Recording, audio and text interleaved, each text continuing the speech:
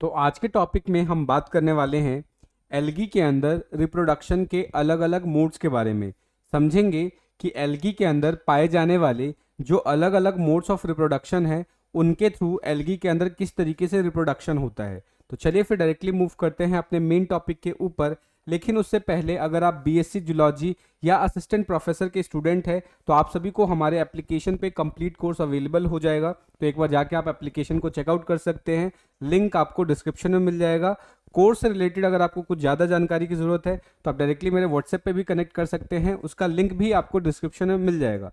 तो चलिए फिर बात करते हैं आज के मेन टॉपिक के ऊपर और समझते हैं कि एल्गी के अंदर जो अलग अलग मोड ऑफ रिप्रोडक्शन होते हैं उनका क्या क्या महत्व है एल्गी के अंदर। लेकिन उससे पहले समझेंगे कि रिप्रोडक्शन का मतलब क्या होता है। तो यहाँ पे ये जो टर्म है रिप्रोडक्शन, इसका क्या मतलब होता है सबसे पहले उसको समझते हैं। अगर हम बात करें रिप्रोडक्शन की तो रिप्रोडक्शन बेसिकली एक बायोलॉजिकल प्रोसेस होता है। बायोलॉजिकल का मतलब कि ये सिर्फ और सिर्फ लिविंग के अंदर होने वाला प्रोसेस है, नॉन लिविंग के अंदर रिप्रोडक्शन नहीं होता। ठीक है, सो अभी हमने क्या समझा कि रिप्रोडक्शन एक बायोलॉजिकल प्रोसेस है जिसके जरिए कोई भी लिविंग अपने रेस को मेंटेन करके रखता है। रेस को मेंटेन करके रखने का मतलब क्या है कि अपनी जो जाति है, जो अपनी प्रजाति है, उसको बनाए रखता है। अगर किसी ऑर्गेनिज्म के अंदर सडन रिप्रोडक्शन बंद हो जाए तो कुछ सालों के बाद वो पर्टिकुलर स्पीसीज अर्थ से गायब हो जाएगी, अर्थ से एक्सटिंक्ट हो जाएगी। तो अपनी प्रजाति को बनाए रखने के लिए कोई भी ऑर्गेनिज्म, चाहे वो ह्यूमन हो या एल्गी हो या कोई भी दूसरा लिविंग हो, वो रिप्रोडक्शन करता है। तो अभी हमने क्या समझा कि रिप्रोडक्शन एक बायोलॉजिकल प्रोसेस है जिसके जरिए कोई भी रेस या कोई भी लिविंग अपने रेस को मेंटेन करके रखता है। ठीक है, तो इसके डेफिनेशन को एक बार लिख लेते हैं। So it is a biological process through which a living maintains its own race। यानी ये अपने रेस को मेंटेन करके रखता है इस प्रोसेस के थ्रू। ठीक है, अब अगर हम बात करें एल्गी के अंदर रिप्रोडक्शन के बारे में तो एल्गी के अंदर रिप्रोडक्शन के 3 मोड्स हो सकते हैं, जिसमें से एक है आपका वेजिटेटिव प्रोपगेशन, दूसरा होगा एसेक्सुअल रिप्रोडक्शन और तीसरा क्या होता है आपका सेक्सुअल रिप्रोडक्शन। अब हम क्या करेंगे, वन बाय वन इन तीनों को डिटेल में डिस्कस कर लेंगे। इन तीनों के अंदर और भी अलग अलग मोड्स होते हैं, उनके बारे में भी डिटेल कर लेंगे। तो वन बाय वन डिस्कस कर लेते हैं। तो सबसे पहले यहाँ पर ये फ्लो चार्ट आप देख सकते हो, इसके अंदर मैंने रिप्रोडक्शन के बारे में बता रखा है कि एल्गी के अंदर 3 मोड से रिप्रोडक्शन हो सकता है, जिसमें एक वेजिटेटिव हो गया, एसेक्सुअल हो गया, दूसरा सेक्सुअल हो गया। अब ये जो वेजिटेटिव है इसको भी फर्दर हमने डिवाइड कर रखा है। एक होगा फ्रेगमेंटेशन, फिजन, एकाइनिड्स, ट्यूबर, हार्मोगोनिया, उसके बाद एडवेंटिशियस थैलाई। ये सारे अलग अलग मेथड है जिसके थ्रू वेजिटेटिव रिप्रोडक्शन होता है। ठीक है, या जिसको वेजिटेटिव प्रोपगेशन बोलते हैं, वो प्रोसेस होगा। तो वेजिटेटिव प्रोपगेशन के ये अलग अलग मोड्स होते हैं जिनको आपको याद रखना है विद एग्जांपल्स। ठीक है, तो अभी हम सारे मोड्स को डिटेल करेंगे, वन बाय वन सारी चीज़ों को समझेंगे। ठीक है, उसके बाद अगर हम एसेक्सुअल की बात करें तो एसेक्सुअल के अंदर आपको जू स्पोर्स का फॉर्मेशन देख सकता है। सिन स्पोर्स हो गया, एप्लेनोस्पोर्स हो गया, हिप्नोस्पोर हो गया, ऑटोस्पोर्स हो गया, टेट्रास्पोर्स हो गया। इस तरीके से ये अलग अलग मोड्स है एसेक्सुअल रिप्रोडक्शन के। और अगर सेक्सुअल की बात करें तो इसके अंदर आपको देखने को मिल सकता है आइसोगैमी, एनआइसोगैमी, ऊगैमी, ये अलग अलग इसके मोड्स है। ठीक है, अब हम क्या करेंगे, सबसे पहले वेजिटेटिव को डील करेंगे और उसके अंदर जो भी अलग अलग मोड्स हैं उनको अच्छे से डिटेल करेंगे। ठीक है, तो सबसे पहले हम समझते हैं वेजिटेटिव रिप्रोडक्शन या वेजिटेटिव प्रोपगेशन। अब वेजिटेटिव रिप्रोडक्शन या वेजिटेटिव प्रोपगेशन का मतलब क्या होता है उसको समझते हैं। जनरली मान लेते हैं कि ये कोई एक एल्गल सेल है, ये किसी एल्गा का या फिर किसी एल्गी का सेल है। तो इस सेल के अंदर इसका प्रोटोप्लास्ट प्रेजेंट होता है। इसके अंदर क्या प्रेजेंट होगा, प्रोटोप्लास्ट प्रेजेंट होगा, प्रोटोप्लास्ट। ध्यान रखना है वेजिटेटिव प्रोपगेशन या वेजिटेटिव रिप्रोडक्शन के अंदर जब भी कोई ऑर्गेनिज्म, चाहे वो एल्गी हो या कोई दूसरा ऑर्गेनिज्म हो, अगर वेजिटेटिव प्रोपगेशन के मेथड से रिप्रोडक्शन करता है तो उस केस में उसके प्रोटोप्लास्ट में किसी भी तरीके का बदलाव देखने को नहीं मिलता। यानी जो आने वाला ऑर्गेनिज्म होगा उसका प्रोटोप्लास्ट और जो पहले वाला पेरेंट बॉडी था उसका प्रोटोप्लास्ट दोनों सेम होगा। ठीक है, ये जो मेन बॉडी हमने बनाया है ये मेन बॉडी है या बोल सकते हो मेन प्लांट बॉडी है। या मेन एल्गल बॉडी है, ये मेन बॉडी है। अगर ये वेजिटेटिव प्रोपगेशन करेगा तो इससे बनने वाला जो दूसरा ऑर्गेनिज्म होगा या जो दूसरा एल्गा है या दूसरा जो एल्गी है, उसके अंदर ये जो प्रोटोप्लास्ट होगा, अगर हम इसको एग्जामिन करें और इसके वाले प्रोटोप्लास्ट को एग्जामिन करें तो दोनों का ये जो प्रोटोप्लास्ट है ये हमें बिल्कुल एग्जैक्ट सेम देखने को मिलता है। यानी यहाँ पर प्रोटोप्लास्ट में किसी भी तरीके का रेजुविनेशन या बोल सकते हो किसी भी प्रकार का चेंज देखने को नहीं मिलता, कोई भी डिफरेंस यहाँ पर आपको देखने को नहीं मिलेगा। तो वेजिटेटिव प्रोपगेशन के अंदर प्रोटोप्लास्ट के अंदर बदलाव नहीं आता, प्रोटोप्लास्ट के अंदर चेंजेस नहीं आता। यानी जो आने वाला जो ऑर्गेनिज्म होगा वो बिल्कुल एग्जैक्ट सेम होगा पेरेंट के जैसा, ठीक है। क्योंकि यहाँ पर क्या है कि जो मेन पेरेंट बॉडी होता है उस पेरेंट बॉडी के फ्रेगमेंटेशन या पेरेंट बॉडी के अंदर ही चेंजेस की वजह से डेवलप होता है, ठीक है। तो ये चीज आपको याद रखना है। अब इन्हीं चीजों को हम एक बार पीपीटी की मदद से भी समझ लेते हैं। तो ये जो वेजिटेटिव रिप्रोडक्शन है ये एक ऐसा प्रोसेस है जिसके अंदर हम देखते हैं कि जो प्लांट बॉडी है, ठीक है, जो प्लांट बॉडी है वो सेपरेट हो जाता है और न्यू इंडिविजुअल्स को डेवलप करता है। यानी यहाँ पर सपोज करो कि एक मेरे पास फिलामेंटस, ये फिलामेंटस टाइप का मान लेते हैं, फिलामेंटस टाइप का एल्गी है, ठीक है। सपोज करो एक कि ये जो फिलामेंटस स्पाइरोगायरा है, ये स्पाइरोगायरा है। तो स्पाइरोगायरा में क्या होगा कि इसकी बॉडी फिलामेंटस है, तो अब इसका जो फिलामेंट ब्रेक होगा, ब्रेक होने के बाद ये जैसे सपोज करो फिलामेंट ब्रेक हो गया और फिलामेंट ब्रेक होने के बाद अब ये एक नया एल्गी बनाएगा। तो क्योंकि ये फिलामेंट इसी का ही पार्ट है, इस मेन बॉडी का पार्ट है, तो जैसा प्रोटोप्लास्ट इसका होगा वैसे सेम प्रोटोप्लास्ट इसका भी होगा। तो यानी यहाँ पर आपको किसी भी तरीके का चेंज देखने को नहीं मिल रहा है, ठीक है। सो यहाँ पर एक चीज ध्यान रखना है कि जो न्यू ऑर्गेनिज्म होगा या जो न्यू यहाँ पे ये वाला पार्ट कौन सा है, ये न्यू ऑर्गेनिज्म है। तो जो न्यू ऑर्गेनिज्म है उसके अंदर आपको किसी भी तरीके का चेंज देखने को नहीं मिलता, जैसा पेरेंट बॉडी है वैसा ही न्यू ऑर्गेनिज्म होता है। ये चीज आपको इसके बारे में याद रखनी है। तो यही चीज मैंने यहाँ पे लिखा है कि वेजिटेटिव रिप्रोडक्शन के अंदर क्या होता है कि जो प्लांट बॉडी है वो सेपरेट हो जाता है, प्लांट बॉडी के अंदर कुछ किसी तरीके का टूट फूट होता है और उसकी वजह से न्यू इंडिविजुअल्स का फॉर्मेशन होता है, ठीक है। और सबसे इंपॉर्टेंट चीज जो याद रखनी है कि जहां पर जो न्यू इंडिविजुअल बनेगा उसके अंदर आप देखोगे कि उसके प्रोटोप्लास्ट में किसी भी तरीके का चेंजेस नहीं देखने को मिलता, कोई भी चेंज नहीं होगा, ठीक है। क्योंकि यहाँ पर क्या है, कोई नई चीज नहीं बन रही, पेरेंट बॉडी से ही टूट के नया बन रहा है। तो सेम है, जो कॉन्फ़िगरेशन पेरेंट का होगा वही क्या है, न्यू ऑफस्प्रिंग का होगा, ठीक है। ये चीज आपको याद रखना है। सो हम बोल सकते हैं कि ये क्या है, मोस्ट कॉमन मेथड है। अगर हम एल्गीज के अंदर बात करें तो एल्गी के अंदर जो वेजिटेटिव रिप्रोडक्शन है ये सबसे मोस्ट कॉमन टाइप का रिप्रोडक्शन है, ठीक है। ये चीज आपको याद रखना है। और वेजिटेटिव रिप्रोडक्शन को भी हम डिफरेंट टाइप्स में या डिफरेंट मोड्स में डिवाइड कर सकते हैं। तो आप वेजिटेटिव रिप्रोडक्शन के जो अलग अलग टाइप्स हैं उनको 1 बाय 1 करके डिस्कस कर लेते हैं, ठीक है। तो सबसे पहला जो यहाँ पर है सेल डिवीजन या फिजन। अब सेल डिवीजन या फिजन के अंदर होगा क्या उसको समझते हैं। सपोज करो कि यहाँ पर एक पेरेंट सेल है, ठीक है। अब इस पेरेंट सेल से ही क्या होगा, न्यू इंडिविजुअल का फॉर्मेशन होने वाला है। तो पेरेंट सेल के अंदर सबसे पहले क्या होगा, ध्यान रखना है कि जब भी कोई सेल डिवाइड होता है तो जो सबसे पहला प्रोसेस होता है उसको बोलते हैं कैरियोगैमी। उसको क्या बोलते हैं, कैरियोगैमी। कैरियोगैमी का मतलब सिंपल होता है डिवीजन ऑफ न्यूक्लियस। इसका सिंपल मतलब क्या होगा, डिवीजन ऑफ न्यूक्लियस। तो ये चीज आपको याद रखना है। तो यहाँ पर क्या होगा, डिवीजन ऑफ न्यूक्लियस होगा। तो जैसे ही 2 न्यूक्लियस डिवाइड हो जाएंगे उसके बाद फिर क्या होता है कि जैसे ही कैरियोगैमी हो जाएगा उसके बाद होता है प्लाज्मोगैमी। प्लाज्मोगैमी का मतलब क्या है कि उसका साइटोप्लाज्म डिवाइड होंगे।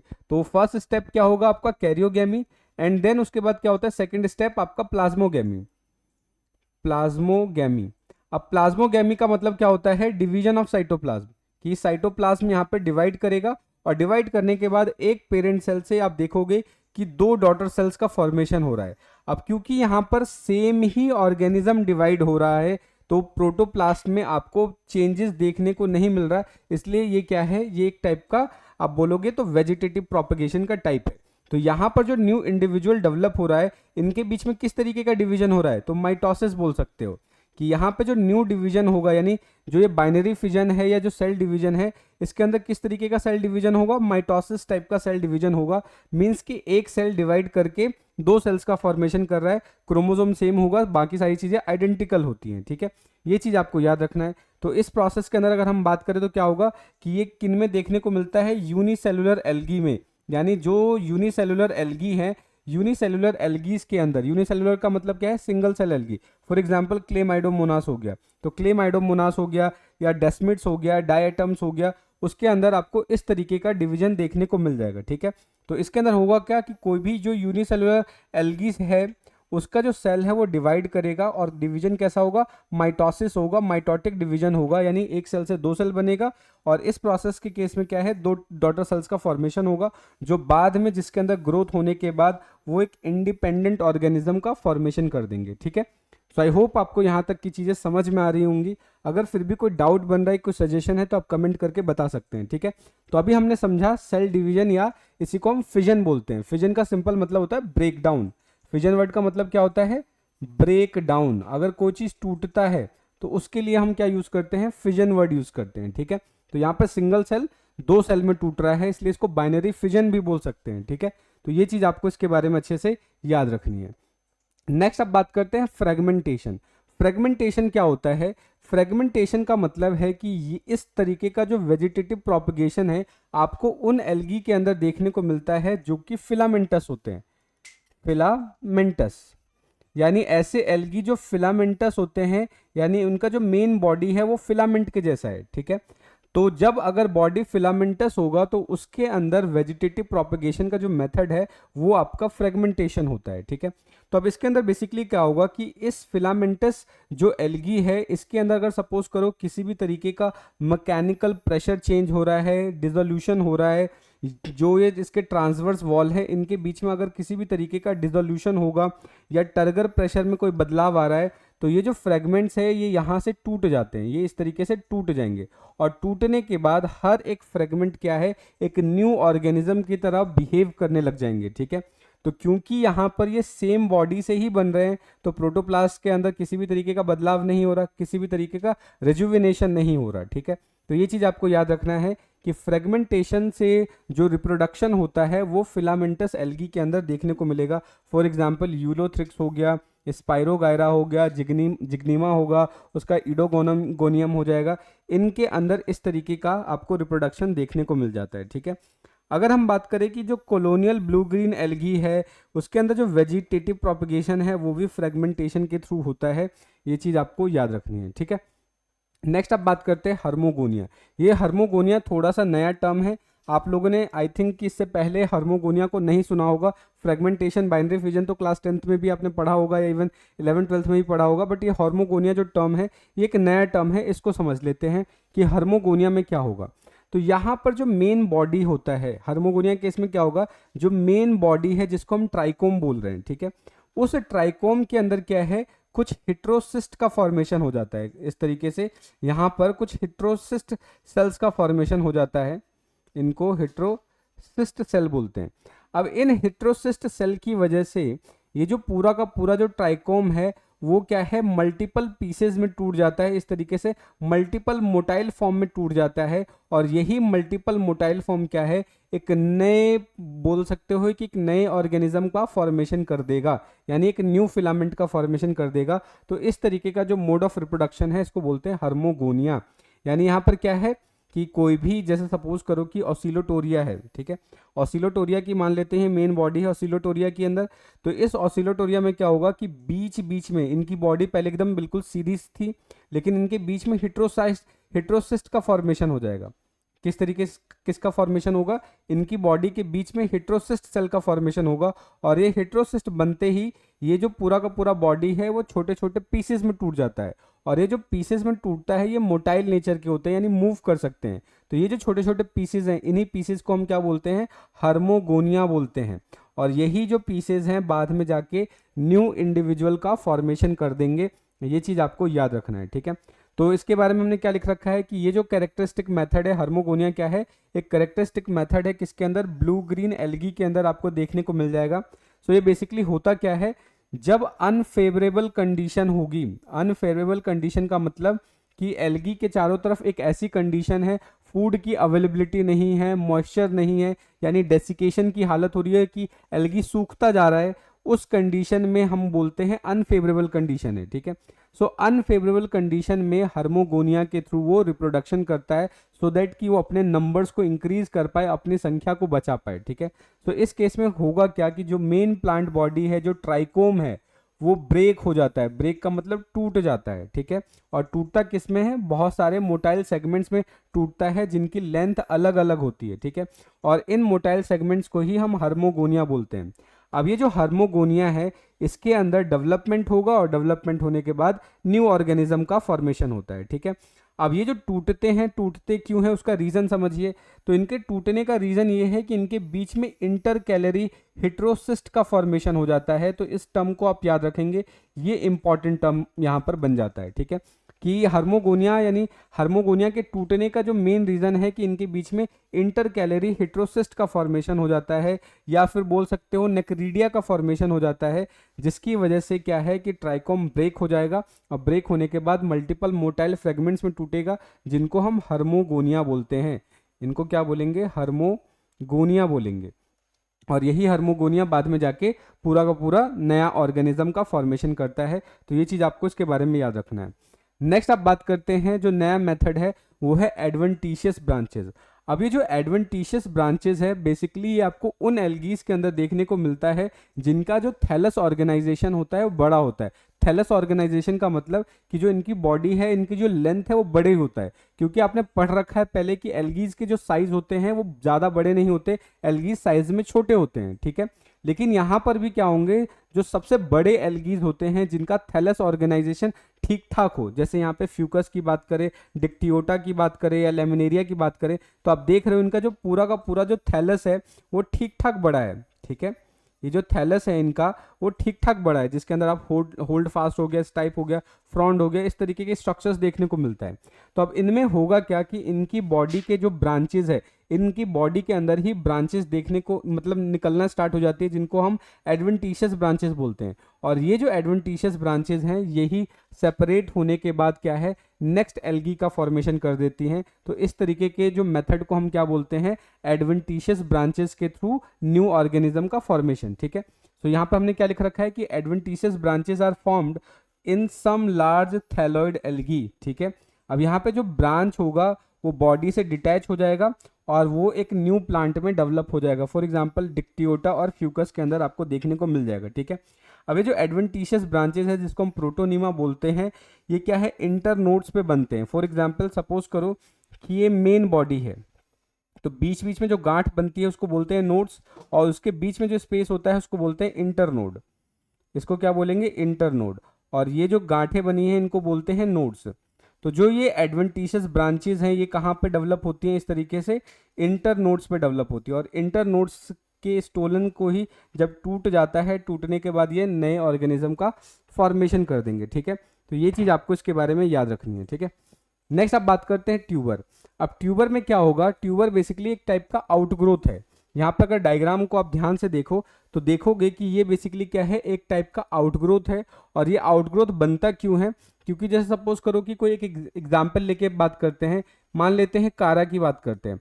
तो कारा के अंदर होगा क्या कि जो ये जब फूड स्टोर करना स्टार्ट करता है, जब ये एक्स्ट्रा फूड स्टोर करना स्टार्ट करेगा, तो उसकी वजह से क्या है, एक बल्जिंग स्ट्रक्चर डेवलप होना स्टार्ट हो जाता है, ठीक है। तो एक इस तरीके से एक बल्ज स्ट्रक्चर दिखना स्टार्ट हो जाएगा, जिसको हम ट्यूबर बोलते हैं, ठीक है। अब जैसे ही ये ट्यूबर मेन बॉडी से डिटैच होगा, अलग होगा, होने के बाद अलग होते ही ये जो मेन बॉडी है, मेन बॉडी से अलग होते ही ये जो ट्यूबर है एक न्यू ऑर्गेनिज्म या एक न्यू कारा का फॉर्मेशन कर देगा। जैसे ही ये ट्यूबर जिसके अंदर फूड स्टोरेज था, ये जैसे ही मेन बॉडी से अलग होगा, अलग होते ही अब ये क्या है, डेवलप करेगा, और डेवलप करने के बाद न्यू कारा का फॉर्मेशन कर देगा। ये चीज़ आपको याद रखना है। तो ये आपको कहाँ देखने को मिलेगा? क्लैडोफोरा के अंदर देखने को मिल सकता है। सो होगा क्या कि जो राइजोइड है, ठीक है, rhizoid basically root like structures होते हैं, तो उनके नोड्स के ऊपर ये जो स्ट्रक्चर्स होते हैं, ये जो स्ट्रक्चर हैं इनको बोलते हैं नोड्स। और नोड्स के बीच में ये जो स्ट्रक्चर होते हैं इनको बोलते हैं इंटर नोड्स, ठीक है। तो ये टर्म आप याद रखेंगे। तो नोड्स के ऊपर इस तरीके से स्टोरेज स्ट्रक्चर डेवलप होते हैं जिनको ट्यूबर बोलते हैं, ठीक है। जैसे ही ये डिटैच होंगे पेरेंट बॉडी से, उसके बाद ये क्या है, एक इंडिपेंडेंट प्लांट की तरह वर्क करना स्टार्ट कर देंगे। और फिर जब ये इंडिपेंडेंट बिहेव करेंगे तो क्योंकि ये सेम बॉडी से डेवलप हो रहे हैं, इसलिए प्रोटोप्लाज्म में भी आपको वेरिएशन देखने को नहीं मिलता। ठीक है, तो ये चीज़ आपको इसके बारे में याद रखना है। नेक्स्ट आप बात करते हैं बडिंग। अब बडिंग में होगा क्या कि बडिंग बेसिकली एक ऐसा स्ट्रक्चर है जहां पर जो मेन प्लांट बॉडी है, मेन प्लांट बॉडी के अंदर ही प्रोलिफरेशन होना स्टार्ट होगा। प्रोलिफरेशन का मतलब होता है डिवीजन होना स्टार्ट होगा, और प्रोलिफरेशन की वजह से ही इनके बॉडी में एक स्पेशल टाइप के एक बड का फॉर्मेशन हो जाता है। जब सपोज करो कि जब सेल के अंदर अच्छा खासा डिवीजन होगा तो गांठें जैसी बननी स्टार्ट हो जाती है, तो एक बड जैसा बनना स्ट्रक्चर बन के तैयार हो जाता है। जैसे ही ये बड के चारों तरफ सेप्टा का फॉर्मेशन हो जाता है, सेप्टा, सेप्टा का मतलब क्या होता है, वॉल, जो कि मेन प्लांट बॉडी और ये जो बड है उनको आपस में सेपरेट करने का काम करता है। तो जैसे ही सेप्टा बनेगा और सेप्टा बनते ही ये जो बड है वो डिटैच होके, जैसे डिटैच होके ये ग्रो करेगा तो जाके एक न्यू ऑर्गेनिज्म का या न्यू प्लांट बॉडी का फॉर्मेशन कर देता है। ठीक है, तो ये चीज़ आपको याद रखना है। तो कुछ एल्गी की बात करें, जैसे कि प्रोटोसाइफन की बात करें, तो यहाँ पर क्या होगा कि जो रिप्रोडक्शन का मेथड है वो बडिंग होता है। ठीक है, अब ये जो बर्ड लाइक स्ट्रक्चर है ये क्यों बनता है, बिकॉज सेल के अंदर बहुत ज़्यादा प्रोलिफरेशन होता है, वेसाइकल का प्रोलिफरेशन होता है, जिसकी वजह से एक बर्ड लाइक स्ट्रक्चर बनेगा, जो कि बाद में सेप्टम बनने की वजह से ये सेपरेट हो जाता है और सेपरेट होने के बाद नए प्लांट बॉडी का फॉर्मेशन कर देगा। ये चीज़ आपको इसके बारे में याद रखनी है। ठीक है, नेक्स्ट अब हम बात कर लेते हैं एसेक्सुअल रिप्रोडक्शन। अब तक हमने जो पढ़ा वो पूरा का पूरा वेजिटेटिव प्रोपगेशन या वेजिटेटिव रिप्रोडक्शन था। ठीक है, सो आई होप आपको यहाँ तक की चीज़ें अच्छे से समझ में आ गई होंगी। अगर फिर भी कोई डाउट बन रहा है, कोई सजेशन है, तो आप कमेंट करके बता सकते हैं। ठीक है, अब समझते हैं यहाँ पर एसेक्सुअल रिप्रोडक्शन के बारे में कि एसेक्सुअल रिप्रोडक्शन का क्या मतलब होता है और वेजिटेटिव प्रोपगेशन और एसेक्सुअल रिप्रोडक्शन में डिफरेंस क्या होता है, उसको समझने की कोशिश करते हैं। ठीक है, तो यहाँ पर होगा क्या कि एसेक्सुअल रिप्रोडक्शन के अंदर रिजुविनेशन होता है। जैसे अब तक हमने देखा कि वेजिटेटिव प्रोपगेशन के अंदर किसी भी तरीके का रिजुविनेशन नहीं था, यानी कि जो प्रोटोप्लाज्म पेरेंट के अंदर था वही प्रोटोप्लाज्म आपको ऑर्गेनिज्म या न्यू सेल के अंदर देखने को मिल रहा था। लेकिन एसेक्सुअल रिप्रोडक्शन के अंदर आप देखोगे कि प्रोटोप्लाज्म के अंदर रिजुविनेशन देखने को मिलेगा, प्रोटोप्लाज्म के अंदर चेंजेस देखने को मिलेगा। ठीक है, ये चीज आपको याद रखना है, यही मेन डिफरेंस होता है वेजिटेटिव प्रोपगेशन और एसेक्सुअल रिप्रोडक्शन के अंदर। ठीक है, मतलब क्या हमने समझा कि जो आपका वेजिटेटिव प्रोपगेशन है उसके प्रोटोप्लाज्म में किसी भी तरीके का बदलाव नहीं होगा, लेकिन एसेक्सुअल रिप्रोडक्शन के अंदर जो प्रोटोप्लाज्म है उसके अंदर आपको बदलाव देखने को मिलता है। ठीक है, अब ये बदलाव कैसे डेवलप होगा उसको समझने की कोशिश करते हैं। तो वन बाय वन हम सारे मेथड को यहाँ पर समझने की कोशिश करेंगे। ठीक है, सो यहाँ पर होगा क्या कि इन सम एस्पेक्ट्स की जो similar vegetative reproduction as both accessory means of propagation and not concerned with bringing together in one cell lineage of the genes of the different cell lineage। इसका मतलब क्या है कि यहाँ पे फ्यूजन तो नहीं हो रहा है, लेकिन फिर भी डिफरेंसेस आपको देखने को मिलता है। अब वो डिफरेंस कैसे देखने को मिलेगा उसको अभी हम वन बाय वन करके सारे एग्जाम्पल्स की मदद से समझ लेते हैं। तो सबसे पहले हम बात करते हैं ज़ूस्पोर की, कि एसेक्सुअल रिप्रोडक्शन का जो सबसे पहला मेथड है वो ज़ूस्पोर है। अब जो ज़ूस्पोर का फॉर्मेशन होता है वो एक स्पेशल स्ट्रक्चर के अंदर होता है जिसको हम बोलते हैं ज़ूस्पोरेंजियम। इसको क्या बोलते हैं, ज़ूस्पोरेंजियम। अब ये ज़ूस्पोरेंजियम डिप्लॉयड भी हो सकता है और हैप्लॉयड भी हो सकता है। अब इस ज़ूस्पोरेंजियम की जो सेल्स होते हैं उन सेल्स के अंदर डिवीजन होगा और डिवीजन होने के बाद एक या एक से ज़्यादा ज़ूस्पोर्स का फॉर्मेशन होता है। ज़ूस्पोरेंजियम क्या है कि एल्गल सेल के ऊपर एक ऐसा स्ट्रक्चर जो कि ज़ूस्पोर्स का फॉर्मेशन करेगा। यूजुअली क्या है कि एक ज़ूस्पोर्स का भी फॉर्मेशन हो सकता है और कुछ कुछ एल्गीज के अंदर जो ज़ूस्पोर्स है उसका नंबर वेरी भी करते हैं, एक से ज़्यादा भी हो सकते हैं, 2 हो सकते हैं, 4 हो सकते हैं और कई सारे भी हो सकते हैं। ठीक है, ये चीज़ आपको याद रखना है। अगर हम ज़ूस्पोर्स की बात करें तो अगर एक ज़ूस्पोर को ध्यान से देखें तो उसके अंदर आपको फ्लैजिला देखने को मिलता है और फ्लैजिला के जो नंबर है वो भी वेरी कर सकते हैं। ठीक है, 2 फ्लैजिला है, उसके अलावा यहाँ पर आपको क्लोरोप्लास्ट देखने को मिल जाएगा। उसके अलावा अलग अलग बॉडीज हैं, गोल्जी एपरेटस, साइटोप्लाज्म, प्रिनॉइड बॉडीज, उसका स्टार्च ग्रेन न्यूक्लियस, इस तरीके के स्ट्रक्चर्स आपको इसके अंदर देखने को मिल जाता है। ठीक है, तो अगर हम ज़ूस्पोर्स की बात करें तो बेसिकली एक ऐसा स्ट्रक्चर है, मोटाइल स्ट्रक्चर है। मोटाइल क्यों है, क्योंकि यहाँ पर फ्लैजिला आपको देखने को मिल रहा है। फ्लैजिला देखने की वजह से या फ्लैजिला प्रेजेंट होने की वजह से ये मोटाइल होता है। उसके अलावा नेकेड स्ट्रक्चर है, ठीक है, बाहर प्रेजेंट होता है। और इसके अंदर आप देखोगे तो दो, जैसे कि 2 हो गया, 4 हो गया, या बहुत सारे फ्लैजिला देखने को मिल सकता है। 2 की बात करें तो क्लेमाइडोमोनास में हो सकता है, एक्टोकार्पस में हो सकता है। 4 की बात करें तो ये मैक्रोजूस्पोर्स के अंदर हो सकता है, ठीक है। और अगर बहुत सारे फ्लैजिला की बात करें तो ये उडोगोनियम या वाउचीरिया के अंदर देखने को मिल सकता है, ठीक है। अब ये जो फ्लैजिला है, फ्लैजिला इनकी बॉडी के ऊपर की तरफ एंटीरियर पोर्शन में और साइड में अटैच्ड होता है। एक तो एंटीरियर में होगा और साइड में होगा। सो ये कहाँ होगा, एंटीरियरली और लेटरली इंसर्टेड होगा। ये चीज़ आपको याद रखना है, ठीक है। अब जू स्पोर्ट्स के अंदर आपको थोड़ा बहुत क्लोरोप्लास्ट भी देखने को मिलता है और एक आई स्पोर्ट भी देखने को मिलता है।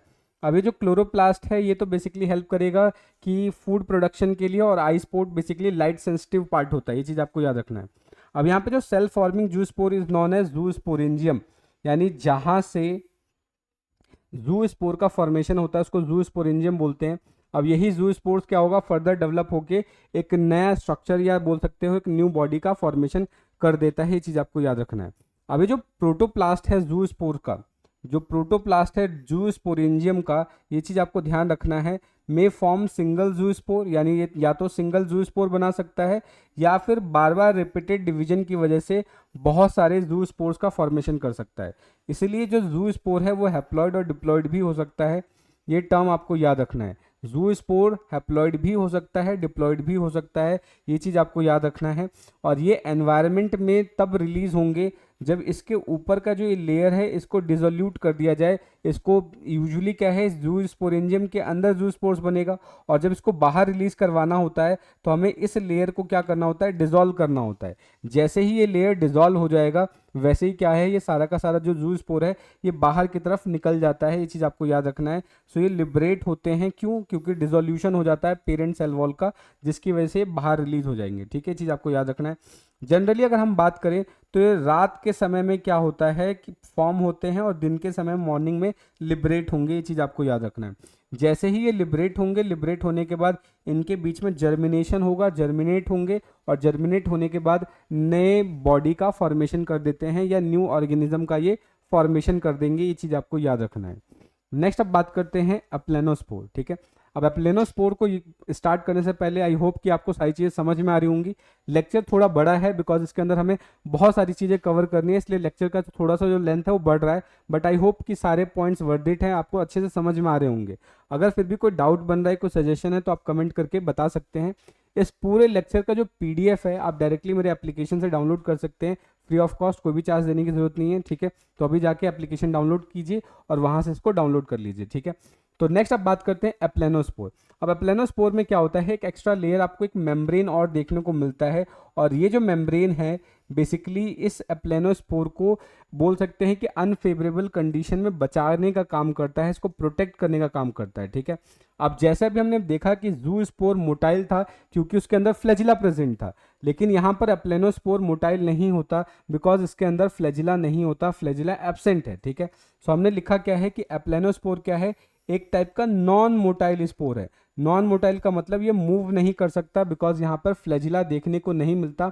और यूजुअली जो एप्लेनोस्पोर है कब बनता है, टेरिस्ट्रियल एल्गीज के अंदर बनता है, यानी ऐसे एल्गीज जो टेरिस्ट्रियल है, जो जमीन पर पाए जाते हैं, उनके अंदर एप्लेनोस्पोर के थ्रू रिप्रोडक्शन होता है। ये चीज़ आपको याद रखना है। लेकिन कुछ कुछ एक्वेटिक एल्गी के अंदर भी एप्लेनोस्पोर बन सकता है, और एप्लेनोस्पोर तब बनता है एक्वेटिक एल्गी के अंदर जब ड्रॉट लाइक कंडीशन हो, या बोल सकते हैं कि सूखा पड़ गया होता है, तब एक्वेटिक एल्गी के अंदर एप्लेनोस्पोर का फॉर्मेशन होता है, ठीक है।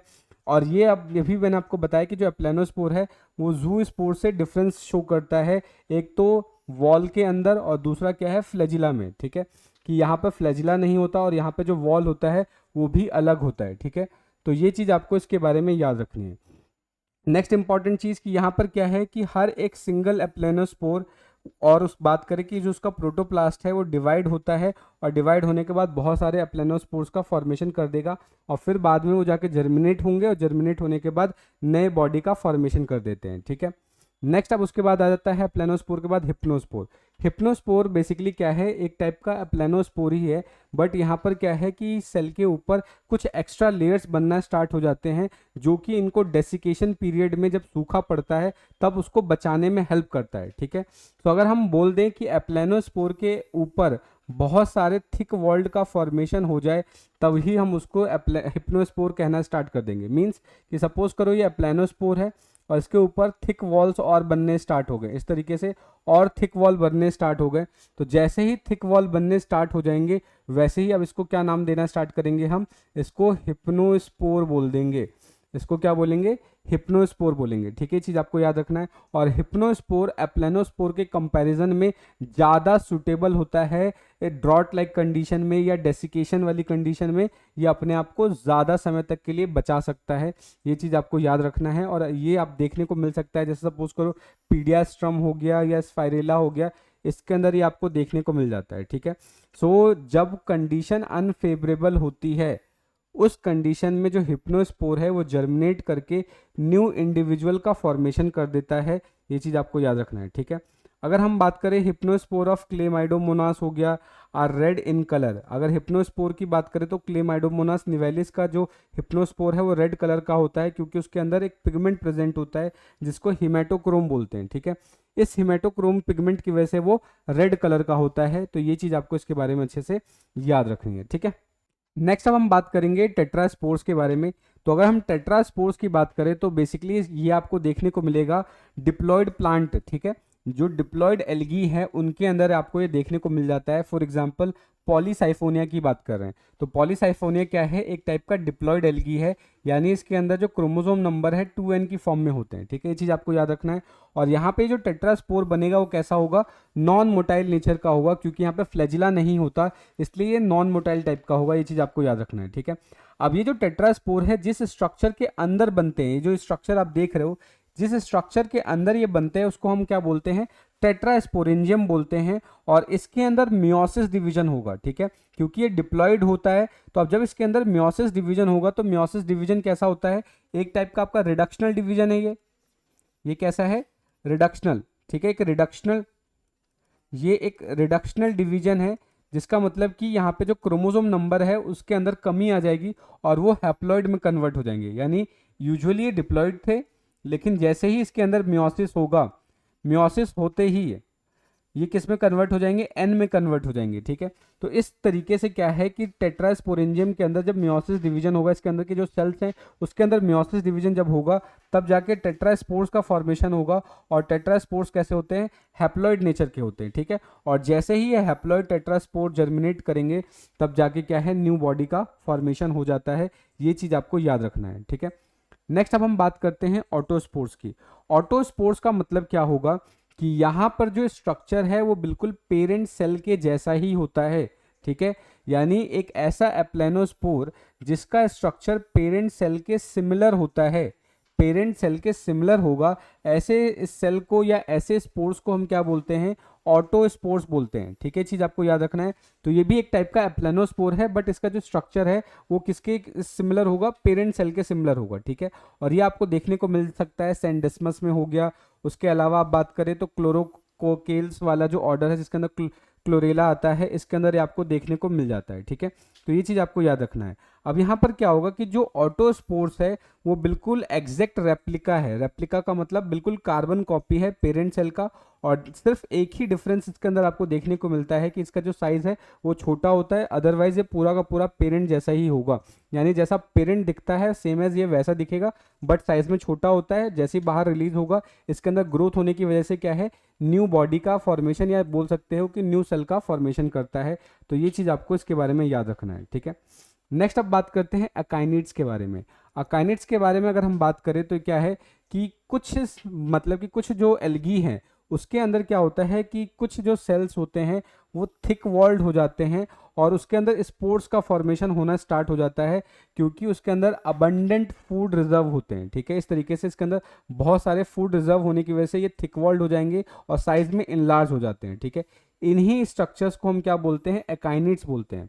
तो जैसे ही ये जो अकाइनेट्स है ये रिलीज होंगे, रिलीज होने के बाद क्या है, नए इंडिविजुअल का फॉर्मेशन कर लेंगे, ठीक है।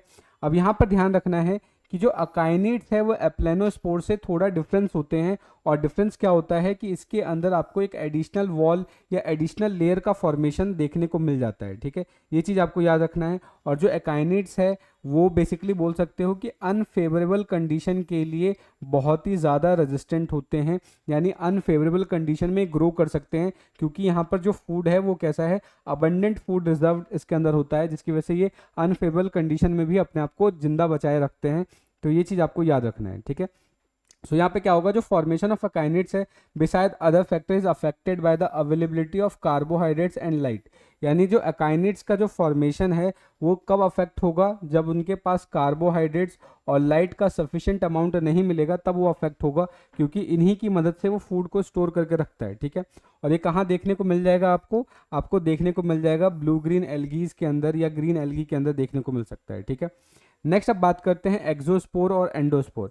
अगर स्पोर का फॉर्मेशन बॉडी के बाहर होता है तब तो इसको बोलेंगे एक्सोस्पोर, और अगर स्पोर का फॉर्मेशन बॉडी के अंदर होता है तब इसको बोलेंगे एंडोस्पोर, ठीक है। तो ये भी एक मेथड हो सकता है जिसके जरिए यहाँ पर रिप्रोडक्शन होता है। तो cell that produces endospore become somewhat enlarge, यानी जिन सेल्स के अंदर एंडोस्पोर का फॉर्मेशन होगा वो सेल क्या होगा, बड़े हो जाएंगे साइज में, क्योंकि उसके अंदर बेसिकली स्पोर का फॉर्मेशन होगा और उसके अंदर बहुत तेजी से डिवीजन होगा, सक्सेसिव डिवीजन होगा, और ये जो डिवीजन हो रहा है ये तीनों प्लेन्स के अंदर होगा, ठीक है, जिसकी वजह से यहाँ पर एंडोस्पोर का फॉर्मेशन होगा।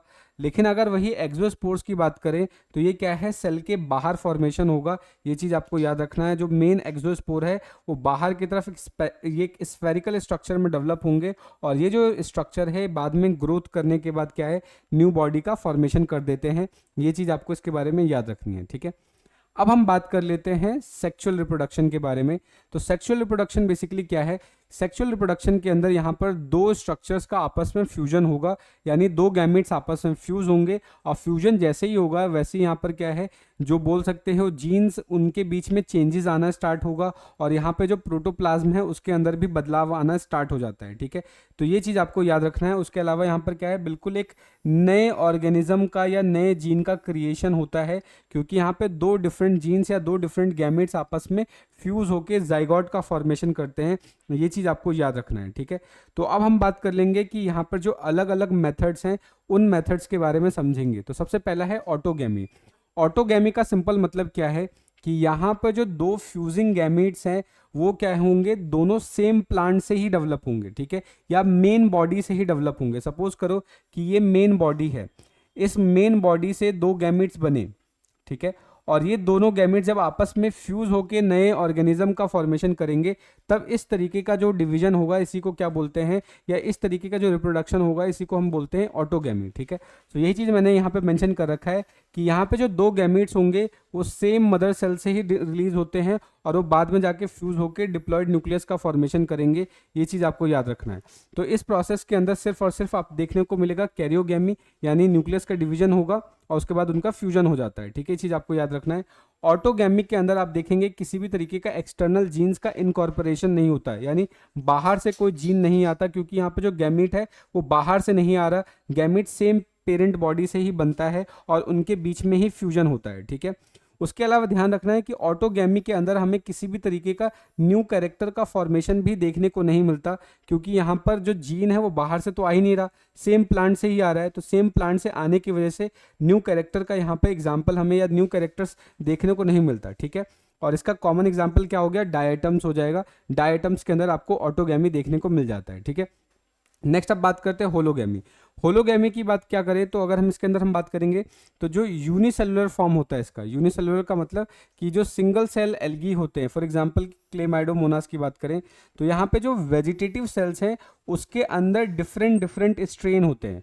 होलोगैमी में क्या होगा कि दो बॉडी होंगे लेकिन उन दोनों का स्ट्रेन अलग होगा। सपोज करो एक पॉजिटिव स्ट्रेन का है और एक नेगेटिव स्ट्रेन का है। अब इनके बीच में जब फ्यूज़न होगा, फ्यूजन होने के बाद जो जाइगोट बनता है और उनका जब डेवलपमेंट होगा तो इस तरीके का जो डेवलपमेंट होगा उसको हम बोलते हैं होलोगैमी, ठीक है। तो ये चीज़ आपको याद रखना है, जिसकी वजह से यहाँ पे जो जेनेटिक कॉन्स्टिट्यूशन है वो भी अलग हो जाएगा। तो होलोगैमी कब होगा, जब यहाँ पे जो आपस में फ्यूजिंग गैमीट्स है या जो फ्यूजिंग बॉडी है उनके स्ट्रेन्स अलग अलग होता है, एक पॉजिटिव स्ट्रेन हो सकता है और एक नेगेटिव स्ट्रेन होगा, ये चीज़ आपको इसके बारे में याद रखना है। नेक्स्ट अब बात करते हैं आइसोगैमी। आइसोगैमी का मतलब क्या होता है? आइसो वर्ड का मतलब होता है सेम, आइसो वर्ड का मतलब होगा सेम, और गैमी का मतलब है गैमीट्स, यानी जब आइडेंटिकल गैमीट्स आपस में फ्यूज करते हैं। जैसे सपोज करो यहाँ पर ये दोनों मेल गैमीट और फीमेल गैमीट को ध्यान से देखेंगे तो दोनों एक जैसे ही दिख रहे हैं, इनके अंदर भी 2 फ्लैजिला है, इसके अंदर भी 2 फ्लैजिला है, दोनों आइडेंटिकल है। अगर आइडेंटिकल गैमीट्स के बीच में आपस में फ्यूजन होता है तब उस तरीके का जो ये फ्यूजन होगा, रिप्रोडक्शन होगा, उसको आइसोगैमी बोलेंगे। तो यहाँ पर जो जाइगोट है वो मॉर्फोलॉजिकल और फिजियोलॉजिकल सिमिलर होगा, ये चीज़ आपको याद रखना है, ठीक है। और जनरली यहाँ पर क्या है कि हम इसको प्लस और माइनस से डिफ्रेंशिएट कर सकते हैं, ये चीज़ आपको याद रखना है। और जो आइसोगैमिट है आपको यूलोथ्रिक्स हो गया, क्लेमाइडोमोनास हो गया और यूगैमिट्स में देखने को मिल जाता है, ठीक है। नेक्स्ट अब बात करते हैं फिजियोलॉजिकल एनाइसोगैमी। फिजियोलॉजिकल एनाइसोगैमी में होगा क्या कि यहाँ पर भी जो गैमीट्स होंगे, गैमीट्स तो सिमिलर होंगे देखने में लेकिन उनका स्ट्रेन अलग अलग होगा, ठीक है। फिजियोलॉजिकल एनाइसोगैमी में क्या होगा कि जो गैमीट्स है वो मॉर्फोलॉजिकली सिमिलर होगा बट उनके जो फिजियोलॉजिकल वेरिएशन है या उनके जो स्ट्रेन है वो अलग अलग होंगे, यानी इसमें एक पॉजिटिव स्ट्रेन का होगा और एक नेगेटिव स्ट्रेन का होगा, जिसकी वजह से जब वो फ्यूज करते हैं तब जाके एक अलग ही कैरेक्टर का फॉर्मेशन होगा, ये चीज़ आपको याद रखना है। नेक्स्ट है एनाइसोगैमी। एनाइसोगैमी का मतलब क्या होगा कि यहाँ पे जो फ्यूजिंग गैमीट्स होते हैं वो अलग अलग टाइप के होते हैं, उनका जो मॉर्फोलॉजी है बिल्कुल अलग होगा, ठीक है। सो अगर अलग अलग टाइप के गैमीट्स के बीच में आपस में फ्यूजन होता है तब उसको हम क्या बोलेंगे? एनाइसोगैमीट बोलेंगे, ठीक है। अब यहाँ पर एनाइसोगैमी में जो मेल गैमीट होता है उसको हम माइक्रोगैमीट्स भी बोलते हैं बिकॉज वो साइज में छोटा होता है, ये चीज़ आपको याद रखना है। और इनके अंदर फ्लैजिला प्रेजेंट होगा जिसकी वजह से मेल गैमीट एक्टिव होता है, मोटाइल होता है, ये चीज़ आपको याद रखना है। लेकिन फीमेल गैमीट साइज में बड़ा होगा और यहाँ पर क्या है, ये मोटाइल नहीं होता, स्लगिश होता है, रुका हुआ होता है क्योंकि यहाँ पे फ्लैजिला नहीं होता। और ये आपको क्लेमाइडोमोनास हो गया, उसके बाद पेंडोरिना हो गया, इनके अंदर देखने को मिल जाएगा, ठीक है। नेक्स्ट अब बात करते हैं ऊगैमी। ऊगैमी क्या है? सबसे एडवांस टाइप का रिप्रोडक्शन मेथड है जिसके अंदर क्या होगा कि एक नॉन मोटाइल एग के अंदर मोटाइल स्पर्म का फ्यूजन होगा जिसको हम एंथ्रोजोइड्स भी बोलते हैं। जब ये आपस में फ्यूज करेंगे तब जाके जाइगोट का फॉर्मेशन करेंगे और जाइगोट डेवलप होकर न्यू बॉडी का फॉर्मेशन करते हैं। फॉर एग्जांपल वॉल्वॉक्स हो गया, यूडोगोनियम हो गया, कारा हो गया, वाउचेरिया हो गया, सारगासम हो गया, इनके अंदर ये आपको देखने को मिल जाते हैं, ठीक है। And last is zygote and it's germination. Zygote and germination का मतलब क्या है कि जब जाइगोट का फॉर्मेशन होगा तो जाइगोट के फॉर्मेशन के बाद क्या है कि एक थिन वॉल का फॉर्मेशन होगा, बाद में जाके ये 3 लेयर्ड का फॉर्मेशन कर देता है। अब जब ये 3 लेयर्ड का फॉर्मेशन कर देगा, करने के बाद ये क्या है, इसको डेसिकेशन और हार्म से बचाने का काम करता है, ठीक है। बाद में यही जर्मिनेट होके क्या है, न्यू बॉडी का फॉर्मेशन कर देता है, ये चीज़ आपको याद रखना है। तो यही सारी चीज़ें हमने डिस्कस की है कि इसके अंदर फर्दर बहुत सारे डिविजन्स होंगे, चाहे म्योसिस होगा जिसकी वजह से अगर मान लेते हैं मेन प्लांट बॉडी हैप्लॉइड है तो म्योसिस डिवीजन होगा, और अगर डिप्लॉइड है तो किसी भी तरीके का डिवीजन होने की ज़रूरत नहीं होती, इक्वेशनल डिवीजन होगा, ये चीज़ याद रखना है। Next is perennation. पेरिनेशन क्या होता है? पेरिनेशन का सिंपल मतलब है ये एक ऐसा मेथड है जहां पर कोई भी एल्गी अपने आप को लाइफ लॉन्ग जिंदा रखने के लिए या लंबे समय तक जिंदा रखने के लिए अपने आप को डॉर्मेंट स्टेज में लेके चला जाता है या फिर ऐसे तरीके अपनाता है जिससे कि वो अनफेवरेबल कंडीशन में भी अपने आप को जिंदा रख सके। तो कंटिन्यूसली यहाँ पे वेजिटेटिव ग्रोथ करवाता है और वेजिटेटिव ग्रोथ की वजह से क्या है, वो अपने आप को प्रोटेक्ट करके रखता है, चाहे कंडीशन कितनी भी स्ट्रेसिंग क्यों ना हो या बाहर का जो कंडीशन है वो कितना भी बोल सके कि अनफेवरेबल क्यों ना हो। तो पेरिनेशन बेसिकली कि एक सर्वाइवल मोड है जहां पर कोई भी एल्गी अपने आप को ईयर आफ्टर ईयर जिंदा रखने की कोशिश करता है। तो ये चीज़ आपको इसके बारे में याद रखना है, ठीक है। अब इसके अंदर बहुत सारे मेथड्स हो सकते हैं जिसके बहुत सारे प्रोटेक्टिव डिवाइसेस का यूज़ करता है, जैसे कि हिप्नोस्पोर हो गया, एकाइनेट्स हो गया, ट्यूबर हो गया, म्यूसिलेजिनस सीथ हो गया, ये सारे इसके मेथड है जिसके जरिए अपने आप को बचाने की कोशिश करता है, ठीक है। तो इसी के साथ हमारा जो आज का रिप्रोडक्शन इन एल्गी वाला टॉपिक है वो यहीं पे समाप्त होता है। होप आपको सारी चीज़ अच्छे से समझ में आ गई होंगी। अगर फिर भी कोई डाउट है, कोई सजेशन है तो आप कमेंट करके बता सकते हैं। मिलते हैं नेक्स्ट वीडियो में, तब तक के लिए जय हिंद दोस्तों, थैंक यू।